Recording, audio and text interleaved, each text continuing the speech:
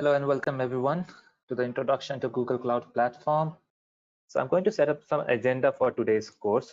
So we are going to start with understanding what exactly is cloud computing, why do we need cloud computing, what are the different cloud services and different providers that we have. It's always the same thing, right?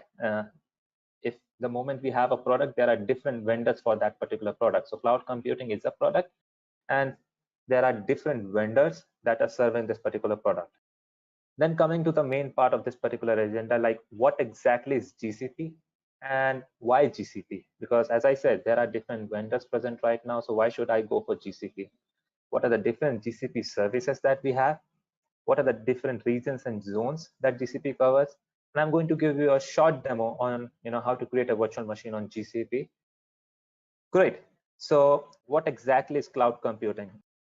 So this is the definition that we have right now, like what exactly is cloud computing? Okay, cloud computing is the on-demand delivery of compute power, database, storage, and other IT resources through a cloud services platform via the internet with a pay-as-you-go pricing.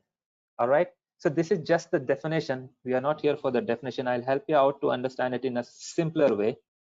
So to give you a clear definition about what exactly cloud computing is, I always give this particular example. You guys have a laptop and your laptop basically has a, I'll switch on to my whiteboard. So you guys have a laptop.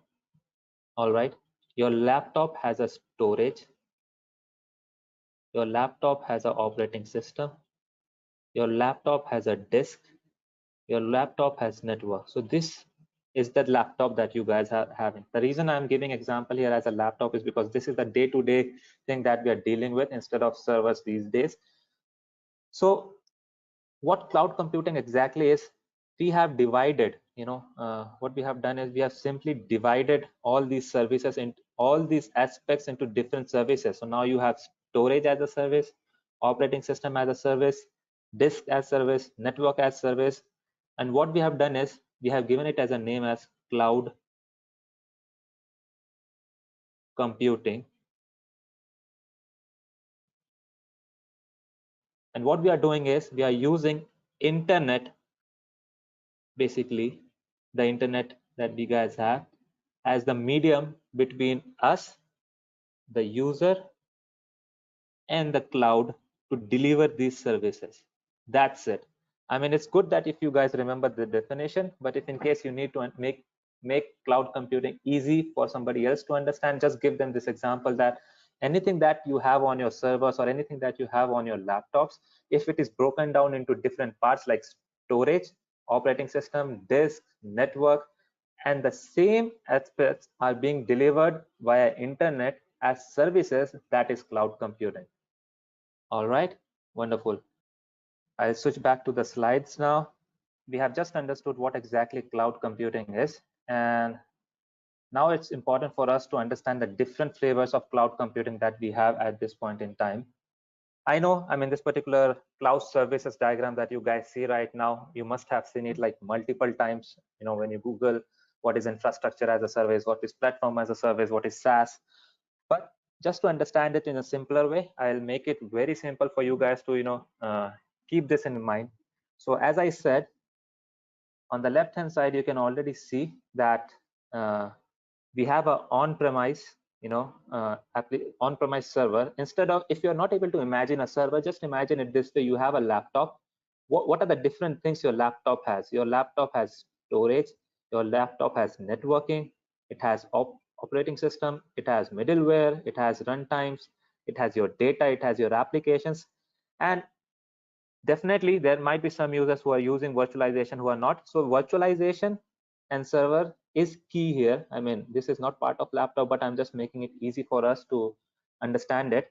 So yeah, so if you keep in mind what are the different aspects your laptop or your server has are like networking, storage, servers, virtualization, operating system, middleware, runtime, data, application, everything that you see here is being managed by you. I'll give an example. I own a company, and let's say this is like 20 or 30 years back. I need to buy my own servers, okay? And these servers, I need to install my own operating system. I need to install the middleware, the runtime, the applications that I need, all right? If I need virtualization, I myself need to take care of that. I need to take care of the networking aspect. I need to take care of the data aspect of the users or the application. Everything has to be managed by me. Now, coming to infrastructure as a service, what exactly happened with infrastructure as a service is, so everything that you see here in red, this particular part, the networking, the storage, the servers, and virtualization. So this is being taken care by the vendor that you're using as a cloud computing. So for example, in our case, if we are going to use Google Cloud, so virtualization, server, storage, and networking is going to be taken care by Google here. And the only thing that you guys need to worry about is your applications, your data, might be your user data, application data, your runtime, like your middleware, whatever the middleware, and your interested OS. So OS, when I say be clear, it's Windows and Linux. Do not have an assumption that you can even go ahead with a Mac OS. No. So we have a limitation with OS that are being currently supported is Windows and Linux. That is market wide being used right now. Compute engine is something from the Google perspective that is called as infrastructure as a service. Why?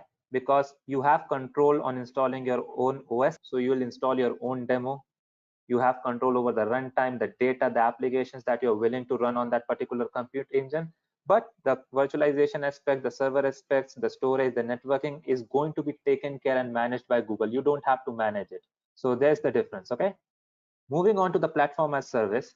So here you see that only application and data is in green. That means this is the only part that you can maintain if you're using platform as a service. The rest is going to be managed by your vendor, which is this is what is different from platform as a service. So here even the vendor is going to take care of the operating system, the runtime, the middleware, everything. You just bring your code, run it, you take care of the applications and the data that your code is generating. That's it. Great. Moving on to software as a service is the most simplest one. Anything on the internet, any application that you are using on the internet, you do not have control of that. All right. So whether it's your data, whether it's your application, you don't even care about what operating system these guys are using behind. You just want to run your application, get the work done out of that application. The reason why am I saying application here is I just want you guys to think about an example of software as a service. CloudWatch. Let me clear this. Erase all drawings. Various cloud providers. Okay. So as I said, with a product comes different vendors. For example, we had the first bike in XYZ year, then came Hero Honda, then came Kawasaki, and all the big bikes, the big companies jumped in and they are trying to improve the bike business, the two-wheeler business out there. The same thing comes with the cloud providers. So we had cloud computing, and then after there are different players coming in. They are all trying to improve the cloud business. They are all trying to, bring challenges in so that, they can challenge each other and improve the business. So there are different vendors like DigitalOcean, VMware. The most common you must have heard is AWS and Microsoft Azure. So these two have the highest, market capacity right now. They are being capturing the most of the market, Amazon Web Services and Microsoft Azure. But the one that we are, mostly interested right now is Google Cloud Platform.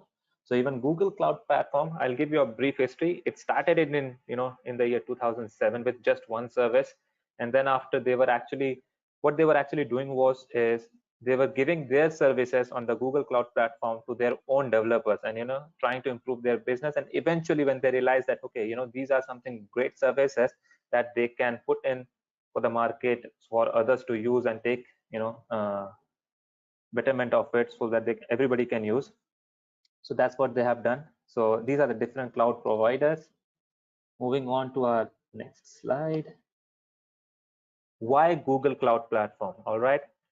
So all we know right now is Google Cloud Platform is a suite of cloud computing services. They are going to provide us with different infrastructures, different services, compute engine services, storage services, networking services, security and machine learning. There are different services that are present on Google Cloud, and Google Cloud Platform is the cloud computing service being provided by Google. The question comes, why Google?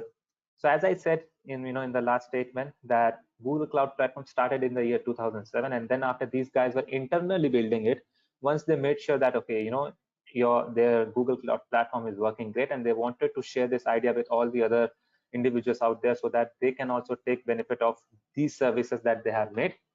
And with Google Cloud Platform, I always say one thing: this is battle tested. When I say battle tested, what it exactly means is they have tested their own services on their some of the great products like Google Search, Gmail, Google Photos, and YouTube. So we all know about these products. We are using it in our day-to-day life. So something that has been tested on these frequently used products by worldwide, we can imagine the strength that these products has and these services has, and the amount of security that these services will have.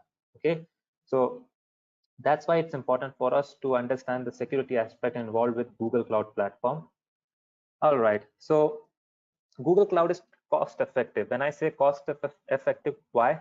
There were different players in the market like Azure and AWS. Everybody was charging, the compute engine resources for like per minute. So there was nothing as per second. But when Google came into the picture, it started charging per second. So Google was the first compute platform that started taking charges for per second, which changed the game. All the other vendors made sure that, oh, okay, now we have a competitor here who is challenging per second. So it's important for us to go ahead and consider this as per second. And they also changed their business. With cloud computing comes high scalability. That's one of the feature.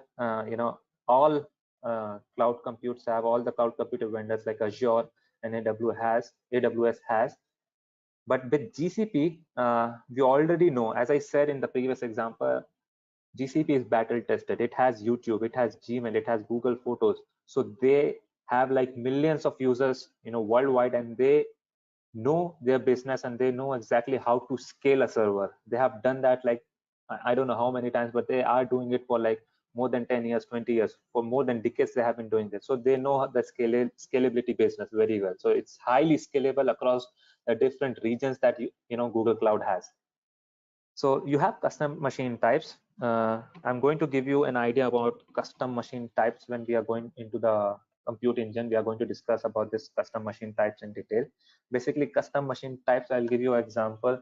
So when you try to create a compute engine resource on Google Cloud, you have different machines already available. Like it could be general purpose machine, it could be memory optimized, it could be compute optimized where you need a higher amount of compute resource, and there could be another machine where you need a memory optimized resource. So these machines are already by default given to us by Google, but there are some users who are willing to create their own custom machine. So let's say I'm not comfortable with having 4 GB of RAM on my machine. I want to have 6 GB. I'm just giving an example. I want to have 6 GB of RAM, but after 4 GB, what Google has is 8 GB. So I'm going to create my own custom machine with 6 GBs of RAM in it.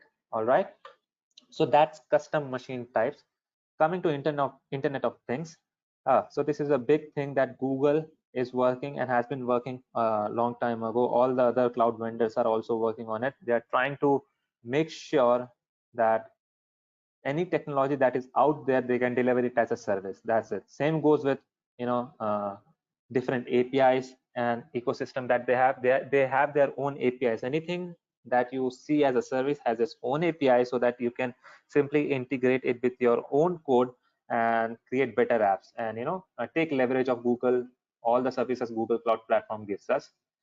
Big data, another booming word, or another buzzword I should say. Big data is nothing, it's just that a huge amount of data that is being used, and the only thing that Google Cloud does it, they know how to manage big data and take out the important information or analyze the important information using big data analytics. So they, as I said, in the scalability, they know the analytics business. They have been doing it for decades with search, with Google search. So they know the analytics business very well. Cloud AI, so artificial intelligence, they have their own artificial intelligence APIs in the market right now, and these are serverless. When I say serverless, it does not mean there is no server in the behind. It's just that as a user, you are not going to take care of those servers that we used to do in in the on-premise setups. So this serverless is just to make you understand you are not taking care of those servers. It's somebody else here, I mean in Google Cloud is Google, and if you have AWS or Microsoft Azure, so it's Amazon and Microsoft respectively. All right. Moving on to our next slide. What is Google Cloud Platform? We already know by now what exactly Google Cloud Platform is. It's the cloud computing infrastructure or the service provided by Google to the end users. That's it. This is the definition. If you guys are interested, Google Cloud Platform is a suite of cloud computing services and management tools offered by Google. I always encourage to understand the understand the technology or understand the meaning behind any definition, and that way it is easy for us to understand. We already know what exactly cloud computing is. Always try to understand it with an example of a laptop, and same thing goes with what exactly Google Cloud is. It's a cloud computing service, all right, that is being provided by Google.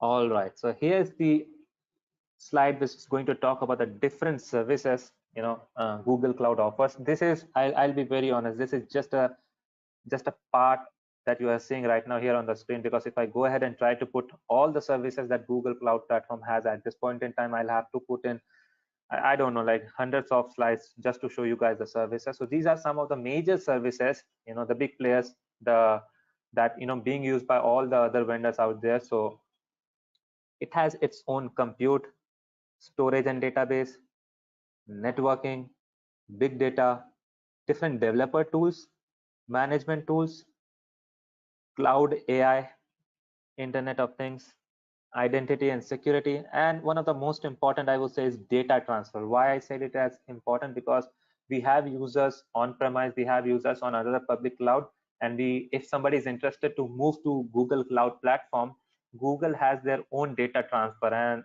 trust me, it's one of the most simplest and the easiest way you can move your data to Google Cloud Platform that I have seen recently. It's wonderful. Okay, we are going to discuss about these services in brief. I mean, the time does not permit me to go in detail, but I'll definitely discuss about these services in brief. All right, different GCP regions and zones. So don't go by the regions and zones that you guys see right now here. All right, this is consistently changing and evolving. There are new regions and zones being added every month by Google. They are doing that. Trust me. I mean, if you go ahead and try to Google out GCP regions and zones image right now, you're going to see a different image. So yeah, this is something consistently being changed. So they have presence more than, I don't know exact number. They have presence in multiple continents right now, and I guess that they have some zones created in here as well, but I'm not sure about it. But yeah, you can go ahead and definitely take a look onto the regions that Google Cloud has right now. Okay, so just to understand what exactly global resource and a multi-regional resource is. So global is something that is worldwide. Okay, so let's say my global resource is, as you can see, is BigQuery and data store and cloud storage. That means I can have a cloud storage here in, okay, let me just clear this. I have a cloud storage here in India, and I also have a cloud storage in, just an example, America, and my end user simultaneously can go ahead and store whatever he wants in India, whatever he wants in America. So when I say cloud storage, it's multi-regional, it's a global resource, right? You can go ahead and use it in multiple regions or different global locations that Google has right now. Same goes with BigQuery and data store. With regional resource, it's App Engine. So if I say what exactly App Engine would mean is, let's say you have a code running here in India on App Engine, you have your code running here on App Engine. Don't expect that you can go ahead and make sure that you have high ability setup, or you can just make sure the scalability is done in a way that one server spins up in India, another one spins up in America. No. So even if the scalability part has to be taken care, it has to be done in India. So you need to make sure you understand the regional aspect as well as the global aspect of GCP. Then comes zonal. All right, so in India, so the reason why I'm giving example of India is, I guess it would be easy for all of us to understand it. So let's say I have a zone here in Mumbai, I have a zone here in Delhi, and Hyderabad. Okay, so this I'm pretty sure these are the different zonal resources, sorry, the zonal locations that in Google Cloud has right now in India. So if I say I'm going to create a VM instance here, don't expect that particular VM instance to automatically scale in a region or in a zone which is different than Mumbai. You cannot expect a VM running in Mumbai to scale in a zone running in Delhi. No, that cannot be done. So just understand VM instance or compute engine instance is zonal resource, app engine is regional, BigQuery data store, cloud storage, these are something global resources or multi-regional resources. All right. Okay, creating a GCP account is very simple. You can simply go ahead, console.cloud.google.com, and you will be logged in. You will be started with a page which is going to give you an option to log in with your existing account, or if you do not have an existing account, you can simply go ahead and create a test account, and that particular test account is going to give you around $300 to be spent over a period of 12 months. So good amount of money for practicing, and good amount of time. I would say 12 months is great time. Just make sure that whatever the resources that you are creating, you shut down them or you stop them and delete them once you are done with that, or else it's going to charge you money. If that's what is cloud all about, you pay as you go. So if you're going to use something that is running as a resource on your cloud account, you're going to pay for it. Just simply shut it down or stop it.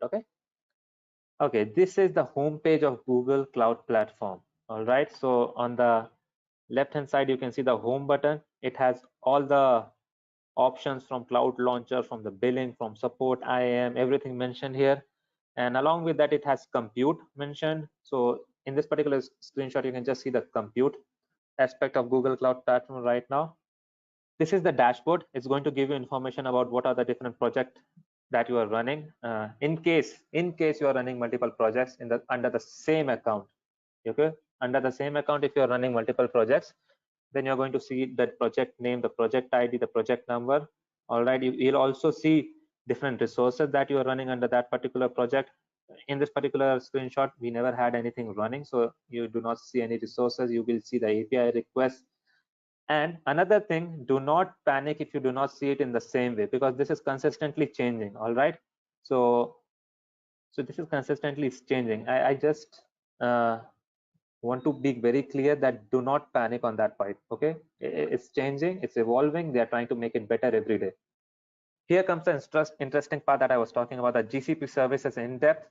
All right, I'll request you all to pay a lot of attention from here and now. All right, because there are different services that I'm going to cover, and these services are tricky when you try to understand, because they have minute or major differences in between them, and it's important for us to understand those differences. Okay, all right, so starting with the compute part. So this is one of the service that Google Cloud provides.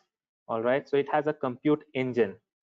So when I say compute engine, you can simply go to your Google Cloud and spin up a complete virtual machine, a virtual machine that has its own database. Okay, it has its own RAM. Everything is going to be taken care by you. So when we were discussing the different flavors of cloud computing, I said this is infrastructure as a service. All right, so here you are going to take care of your application. Here you are going to take care of the data generated by that application. Okay, your operating system, you are going to take care, and you are going to make sure what operating system you want, whether it's a Linux, it's Windows, whatever you want. So why compute engine? There might be a question coming to your head that, okay, we are talking about Google Cloud or all the cloud providers being serverless, they are being maintained by the vendors, then why are you asking me to go for compute engine? I'll give you a simple example. There are situations which I came across, while helping our customers to move to clouds. There are some applications, legacy applications, which cannot be made cloud ready. You cannot simply put them on an app engine, or you cannot, simply containerize those applications. And that at that point in time comes compute engine.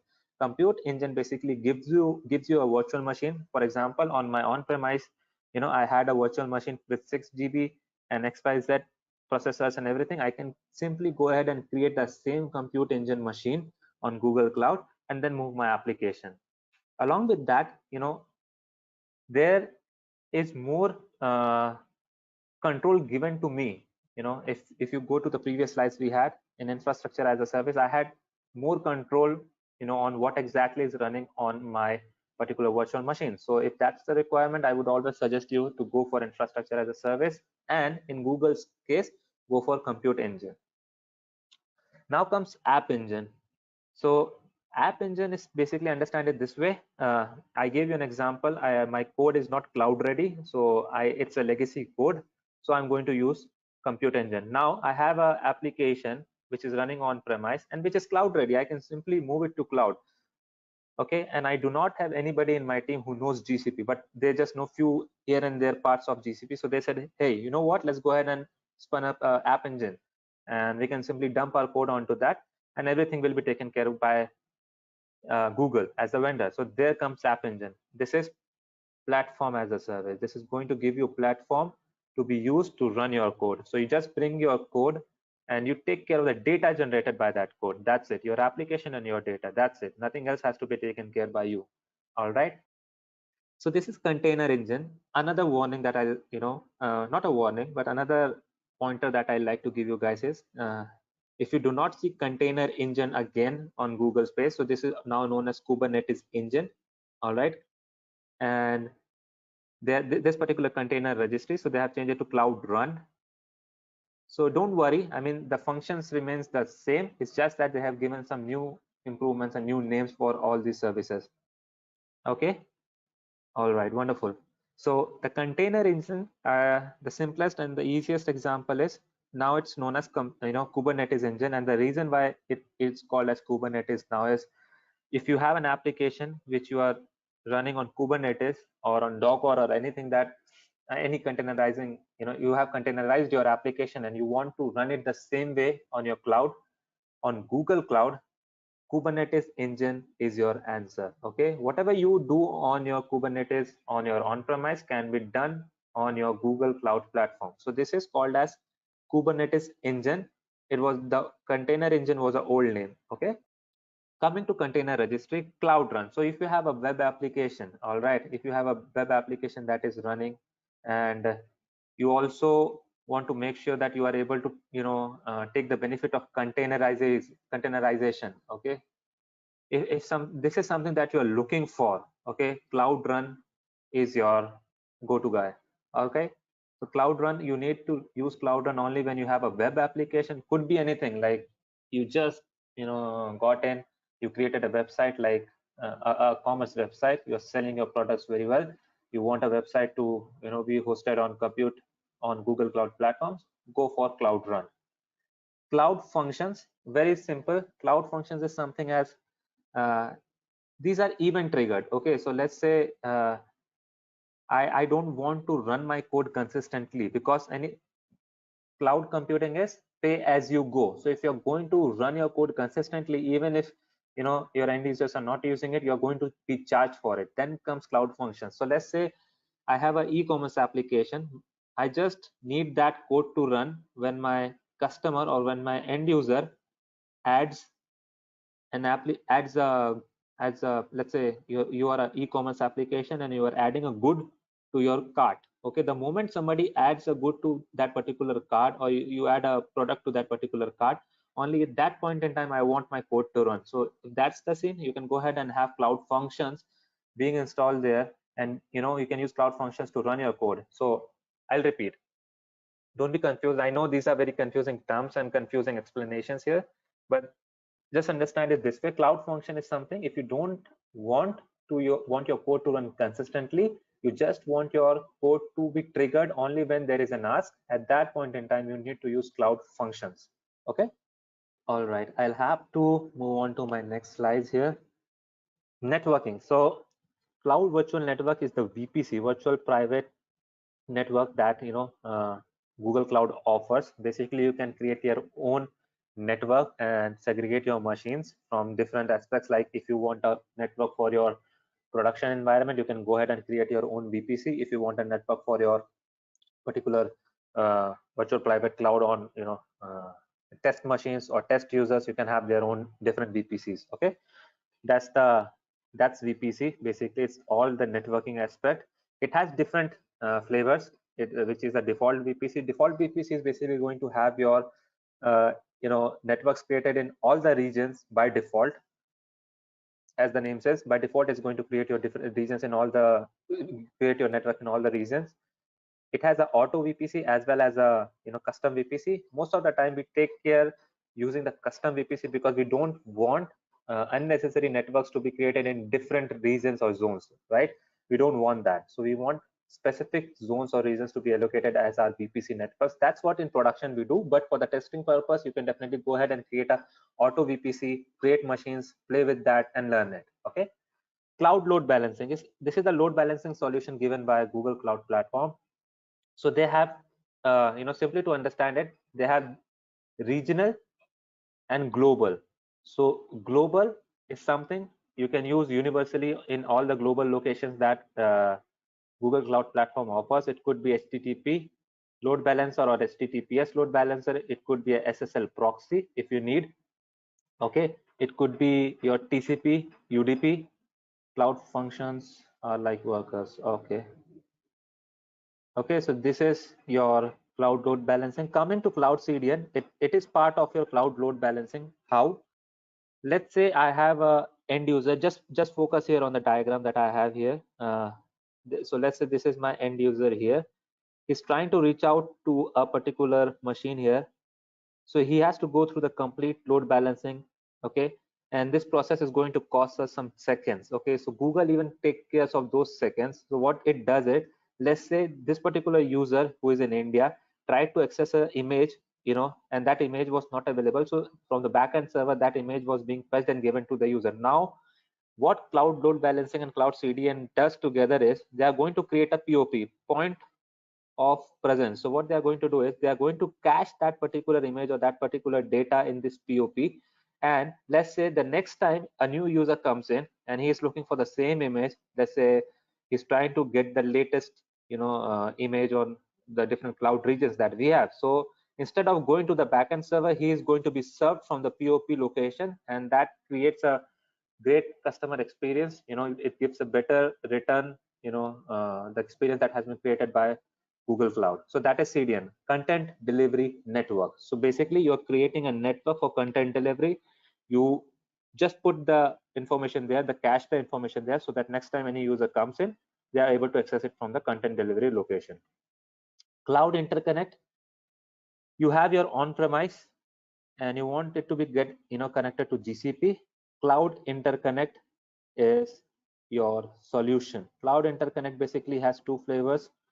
One is direct interconnect. Basically, if you are the end user, if you have access to one of the Google's data center, you will have a direct line to Google's data center. But this thing has conditions applied. Just keep that in mind.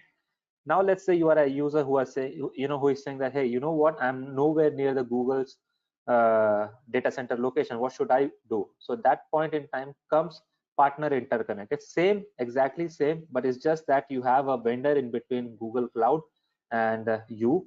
So basically Google Cloud has a direct connect with your partner, and then partner interconnect can provide you connection. So they do the same for all the other, let's say this is your company. Another company comes in and says that, hey, you know what, I need a direct interconnect, but I'm not able to, so I need a partner interconnect with GCP. So they are going to ask that particular partner interconnect, and it's going to give them a direct line. All right, so this is what is cloud interconnect. Coming to cloud DNS, this is the one of the most reliable resource on Google Cloud at this point in time. It's being widely used worldwide, and this is DNS. We all know, you can simply convert your names into IP address, so that is easy for you to reach out to the right destination. The same thing is being taken care by cloud DNS. The best part about cloud DNS is if you are having internal machines that are on Google Cloud platforms, your machines will go through the backbone network of Google Cloud.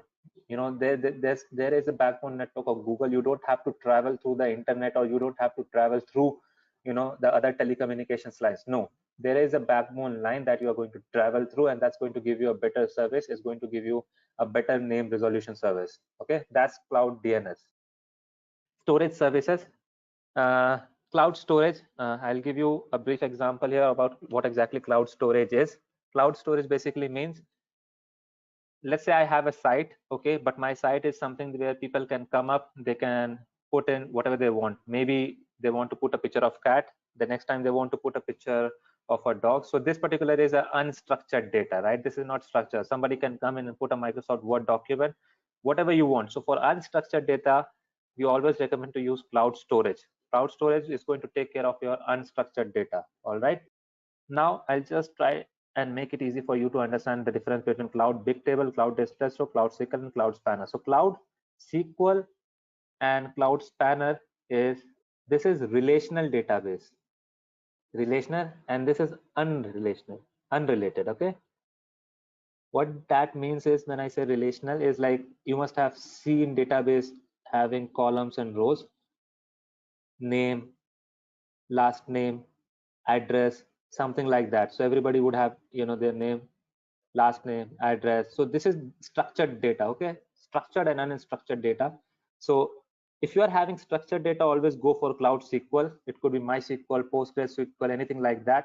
But if you're willing to have horizontal scalability, when I say horizontal scalability, is that in future you are not sure that how many users would come in and anything like that, and I want to make sure that I'm able to use cloud computing to scale my SQL servers, always go for Cloud Spanner. They are exactly the same. They are going to have your structured data. It's just that Cloud Spanner has horizontal scalability. That's it. Okay, for unstructured data, we have Cloud Bigtable and Cloud Data Store. Cloud Data Store, I'll give you an example what exactly Cloud Data Store is being used for in the current scenarios. It's used for user profiles, it's used for gaming purposes, because these are some unstructured data that we have. Okay, so this is what we are using Cloud Data Store for, and we don't want any structure from that, anything from the profiles or from the gaming profiles that are being saved. Cloud Bigtable, anything which is unstructured, might be possible that it's a financial site, that financial site, a fin site. Okay, it's a ad tech world site that I'm having. Anything like that goes on Cloud Bigtable. Okay, a quick brief. Cloud storage, for anything like pictures, images, anything you're not sure what your end user is going to upload, use cloud storage. For anything that is relational and structured, use Cloud SQL. When to use Cloud Spanner? When I need horizontal scalability, that's the time I need to use Cloud Spanner. Okay, big data. All right, big data is something, a huge chunk of data, and then it's being narrowed down and being used for analytics and other purposes. BigQuery is one of them. Take it as a warehouse for big data. Anything that you have, this is another kind of a data warehouse given to us by Google Cloud Platform. It is used for analytics purposes. BigQuery. Dataproc. So let's say you have anything around Apache. So let's say you have anything around Hadoop. This is the best thing. Just keep this in mind. If you have anything on Hadoop, go for Dataproc. If you have anything around Apache Beam, go for Dataflow. PubSub is asynchronous messaging service. So let's say I have one application dependent on another application. This application needs to tell application A needs to tell application B that a task has been completed. So for that scenario, I can use PubSub. So PubSub is basically a synchronous messaging service. That's it. Okay. Genomics and data. Okay, I'll give you a small example of genomics. So genomics is again changed to life sciences. So this is now known as life sciences. So we have our counterparts on medical research and everything. So genomics is something that is helping our medical researchers to just input their data and get the analytics result out of it. Now there might be a question. So I'll give you a small example. So let's say I am a scientist who is working on, great example, I'm working on COVID. Okay, I'm working on COVID-19. I'm trying to find a resolution for this particular pandemic that we are in. So all together, everywhere in the world, everybody is busy finding data, and they're trying to, but they're not able to sync their data. India is not able to communicate with America with XYZ, and they want that whatever we are researching should be shared among everybody. So genomics come in picture, or life sciences come in picture. You can simply input your data, share your data with anyone you are willing to, and genomics or life sciences is going to take care part of the analytics aspect. So it's going to give you the analysis of the data that you are putting in. It's just as BigQuery, but it's just that it's related to medical field. That's it. Machine learning. Google Cloud has a lot many machine learning aspects like Cloud Machine. So it has different APIs. Speech API, basically you can convert your speech to text. It has Vision API. So you must have seen some projects where people are scanning an image and it's simply taking out the alphabets from that particular thing. It has been recently released in iOS 15, I guess. So where if you scan an image, it's going to take out the data out of that particular image and put it as letters for you, alphabets for you. So this is the Vision API. There are multiple API, Jobs API. I mean, I'm not going to go in detail with all the APIs. It's just that these APIs are available so that we can integrate it with our code. That's it. Machine learning is very open source, so you can simply use these APIs from Google Cloud Platform and integrate it with your particular code to get the best results out of Google Cloud Platform. That's it. Moving on, identity and security. So Cloud Resource Manager is going to help you out with the identity and security aspect. Basically, if you are having a Google Cloud account, it's important for you to have an organization. So this is org. Under the org, you have a folder. Under the folder, you have your projects. And under those projects, you have your resources. Might be a compute engine resource, might be an app engine resource, might be a storage. So always try to understand any resource that you are using will be associated with one particular project. Okay, so projects are basically consisting of your all services that you're running. Folders are basically meant for, might be possible that I have two different working orgs. One is production, one is test. So I can create two different projects. One is production, one is test. I can have their own projects, I can have their own virtual machines just to take care of it. An organization is something, the organization. So let's say I'm a new guy, I'm trying to build up my e-commerce site. I've named it 𝐂𝐝𝐿. So that's the organization that you purchase when you are trying to create an organization on Google Workspace. All right, you don't need an organization if you're just trying to learn. You can simply start with projects on Google Cloud Platform. Cloud IAM, you must have heard it multiple times. Cloud IAM basically takes care about who can do what and where. All right, so this is what it is. Who can do what, where is Cloud IAM. So let's say I'm a user, so who are you? It's going to ask you. You can do what, it's going to check your permissions, and where, on which resources. So that's the way Cloud IAM works.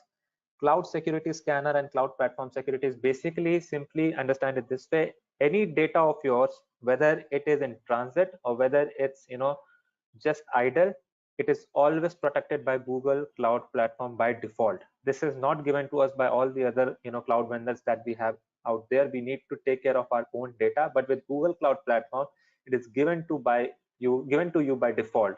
Whether your data is in transit or whether it's just idle, it is always being protected. That's the best part of Google Cloud Platform. And here comes some different management and developer tools. You have monitoring, just to take care of all the services that you are running. You can simply go ahead and monitor all the services like compute engine, app engine running at that point in time. If there is any errors generated, you can take care of the error reporting, check that errors, create a trace, debug it. You have your own cloud console, cloud APIs just to integrate with your code. Deployment manager, something like, I would say, Terraform. Okay, it's like infrastructure as a code for Google Cloud. Okay, so it's like some infrastructure as a code. That's it. Sorry, infrastructure as a code. C. Okay, and so these are the different tools. You can simply go ahead and explore it later on when you start creating your account. And so that brings us to end of the different services, different management, developer tools, different storage, different networking, whatever we could have covered in an hour. We are already running a minute ahead of what we were supposed to. I'll quickly give you a demo. So this is my Google Cloud Platform. This is the site you guys need to hit, console.cloud.google.com. Okay. All right. Can we use PowerShell to manage the Google Cloud resources? Yes, I'm just, you can use PowerShell to manage the Google Cloud resources. All right, I will quickly give you a small demo on the virtual machine aspect. So this is on the left hand side. When you click on these hamburger icon that you see here, you simply go to the compute. Whatever we have learned right now, app engine, compute engine, cloud functions, Kubernetes.